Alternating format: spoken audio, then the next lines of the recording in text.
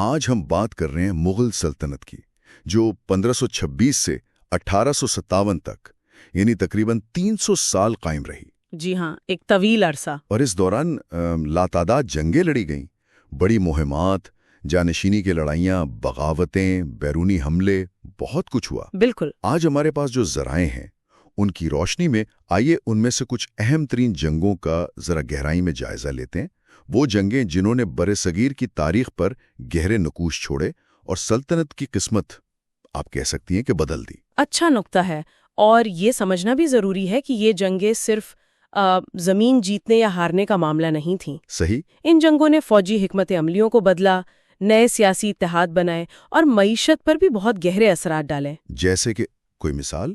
پانی پت کی پہلی جنگ 1526 کو ہی لے لیں۔ بابر نے یہاں توپ خانے کا وہ نیا اور مؤثر استعمال کیا۔ اچھا۔ جس نے دہلی سلطنت کی بہت بڑی فوج کو شکست دی اور یوں مغل حکمرانی کی بنیاد پڑی۔ یہ ایک طرح سے ٹیکنالوجی کی برتری تھی جس نے جنگ کا نقشہ ہی بدل دیا۔ یعنی ٹیکنالوجی شروع سے ہی اہم تھی، اور بابر یہی نہیں رکا نا، خانوا میں 1527 میں جی راجپوتوں کے مضبوط اتحاد کو شکست دی اور شمالی ہندوستان پر اپنی گرفت مضبوط کی۔ لیکن راستہ ہمیشہ آسان نہیں تھا۔ بابر کے بیٹے ہمایوں کو دیکھیں، شیرشاہ سوری کے ہاتھوں شکست، چوسا 1539، پھر قنوج 1540 میں۔ ہاں، وہ تو بہت بڑا دھچکا تھا۔ سلطنت ہاتھ سے نکل گئی، ہمایوں کو ملک چھوڑنا پڑا۔ 15 سال وہ جلا وطنی میں رہے۔ 15 سال جی، لیکن پھر ہمایوں کی واپسی ہوئی۔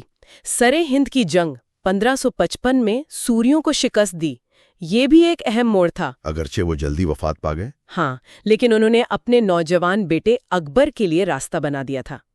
پانی پت کی دوسری جنگ 1556 میں ہیمو کی شکست نے اکبر کے تخت کو محفوظ بنایا۔ یہ اصل مغل بحالی تھی۔ اور اکبر کا دور تو واقعی توسیع کا دور کہلاتا ہے، گجرات، بنگال۔ بالکل، لیکن فتوحات کے ساتھ مزاحمت بھی تھی۔ چتوڑ گڑھ 1567-68 کی فتح اہم تھی، مگر راجپوتوں کی شدید مزاحمت کی کہانی بھی ہے۔ اور ہلدی گھاٹی 1576 مہارانا پرتاپ کے خلاف وہ مغل فوجی فتح تو تھی۔ جی، تصویراتی طور پر مغل جیتے، لیکن مہارانا پرتاپ کی مزاحمت وہ جاری رہی۔ وہ راجپوت مزاحمت کی علامت بن گئے۔ تو مطلب فوجی فتح کے باوجود مکمل کنٹرول شاید نہیں تھا۔ ایک لحاظ سے کہہ سکتے ہیں اکبر نے فوجی طاقت کے ساتھ ساتھ سیاسی چالیں بھی چلیں۔ راجپوتوں سے شادیاں، اتحاد، انتظامی اصلاحات، یہ سب سلطنت کو مضبوط کرنے کے لیے تھا۔ سلطنت پھیلتی گئی، دکن کی طرف بھی پیش قدمی ہوئی، لیکن جیسے جیسے سرحدیں بڑھیں مزاحمت بھی بڑھی۔ بنگال میں بارو بھویاں کی مزاحمت کو دبانے میں وقت لگا۔ اور سکھوں کی عسکریت پسندی کا کیا؟ وہ گرو ارجن دیو کی پھانسی کے بعد جی، وہ بھی ایک بڑا چیلنج بن گئی۔ اورنگزیب کے دور میں یہ مزید شدت اختیار کر گئی۔ یہ اندرونی چیلنجز تھے۔ اور پھر دکن کی مہمات، اورنگزیب نے بیجاپور 1686 اور گولکنڈہ 1687 کو فتح تو کر لیا۔ ہاں، دکن پر قبضہ مکمل ہو گیا، لیکن یہ جنگیں دہائیوں تک چلیں اور شاہی خزانے پر بہت بھاری پڑیں۔ خزانہ تقریباً خالی ہو گیا۔ یعنی فتوحات مہنگی پڑیں؟ بہت زیادہ۔ اور شاید سب سے بڑا چیلنج مراٹھوں کی طرف سے آیا۔ شیواجی اور ان کے جانشینوں نے جو مزاحمت کی، مغل انہیں پوری طرح دبا نہیں سکے؟ نہیں، بالکل نہیں۔ اورنگزیب کی طویل دکن مہمات کا بڑا حصہ انہی کے خلاف جنگ میں گزرا، لیکن وہ گوریلا جنگ اور مضبوط قلعوں سے مزاحمت کرتے رہے۔ یہ ایک طرح سے طویل مدتی ناکامی تھی۔ اچھا۔ اور اورنگزیب کے بعد تو مراٹھے ایک غالب طاقت بن کر ابھرے۔ اس نے مغل سلطنت کے زوال کو اور تیز کر دیا۔ اسی دوران اورنگزیب کی اپنے بھائیوں سے جانشینی کی جنگ 1657-58 بھی ہوئی تھی۔ اس نے بھی تو اندرونی طور پر کمزور کیا ہوگا۔ یقینی طور پر شاہی خاندان میں پھوٹ پڑی، اتحاد کمزور ہوا۔ تو سلطنت اندر سے کمزور، خزانہ خالی، ایسے میں بیرونی حملے۔ نادر شاہ کا حملہ 1739 میں، وہ تو تباہ کن تھا۔ کرنال کی جنگ میں شکست اور پھر دہلی کی لوٹ مار، اس نے مغلوں کی رہی سہی ساکھ بھی ختم کر دی۔ اور اس کے بعد احمد شاہ ابدالی کے حملے، جی، انہوں نے مزید کمزور کیا۔ اور پھر آیا فیصلہ کن موڑ، بکسر کی جنگ 1764۔ بکسر، ہاں، اس میں تو مغل بادشاہ، اودھ کے نواب اور بنگال کے سابق نواب सब मिलकर लड़े थे। جی متحدہ فوج تھی لیکن برطانوی ایسٹ انڈیا کمپنی نے انہیں شکست دے دی۔ اور اس کے بعد مغل بادشاہ عملی طور پر انگریزوں کے پینشنر بن گئے۔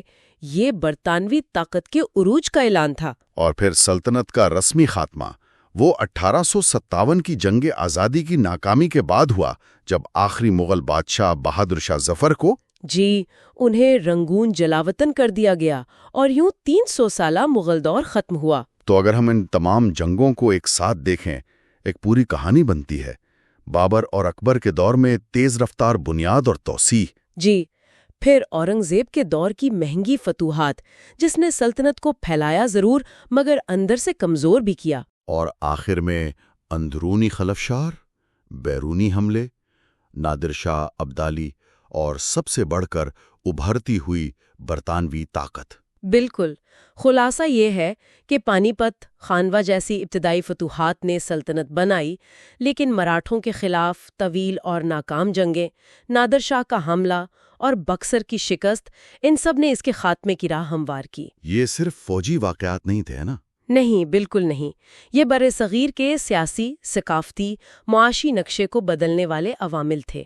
ان جنگوں نے نہ صرف مغل سلطنت کی قسمت کا فیصلہ کیا بلکہ خطے میں طاقت کا توازن بدلا، جس سے آخرکار برطانوی راج کے قیام کی راہ ہموار ہوئی۔ جی یہ تاریخ کا ایک تسلسل ہے جسے سمجھنا واقعی اہم ہے۔ آخر میں ایک سوچنے کی بات، اگر ان میں سے کچھ اہم جنگیں جیسے مراٹھوں کے خلاف مہمات یا شاید بکسر کی جنگ، اگر ان کا نتیجہ مختلف ہوتا تو آج برصغیر کی تاریخ، شاید اس کی شناخت بھی کتنی مختلف ہو سکتی تھی۔ یہ واقعی ایک دلچسپ سوال ہے غور کرنے کے لیے۔